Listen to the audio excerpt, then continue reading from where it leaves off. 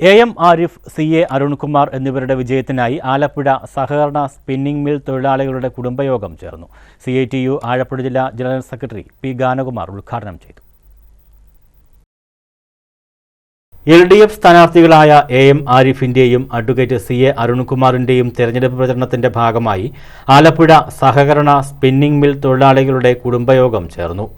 കരിയിലക്കുളങ്ങര മഹാലക്ഷ്മി ഓഡിറ്റോറിയത്തിൽ union president advocate B. Rajendran അധ്യക്ഷത വഹിച്ചു. CITU ആലപ്പുഴ ജില്ലാ ജനറൽ സെക്രട്ടറി P. ഗാനകുമാർ ഉദ്ഘാടനം നിർവഹിച്ചു. നമ്മുടെ രാജ്യത്തിന്റെ സമ്പൽ വ്യവസ്ഥ തന്നെ തകിടം മറിച്ചുകൊണ്ട് തന്നെ തങ്ങളുടെ സ്ഥാപിത താല്പര്യങ്ങൾ സംരക്ഷിക്കുന്നതിന് വേണ്ടി ഉള്ള നിലപാട് നടപ്പാക്കി തുടങ്ങുന്നത് കോൺഗ്രസാണ്.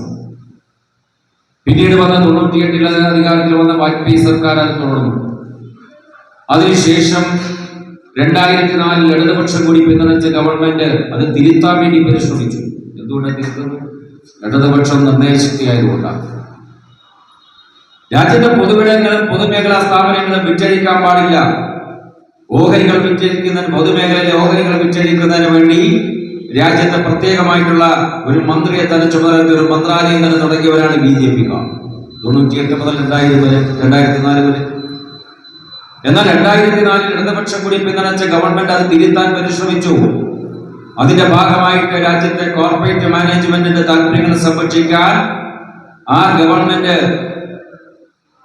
തയ്യാറാകാത്തതിന്റെ പ്രതിഷേധം ഇടതുപക്ഷ സർക്കാരെ ദുർബലപ്പെടുത്താനുള്ള വലിയ നീക്കം ആ കാലഘട്ടത്തിൽ ആരംഭിച്ചു.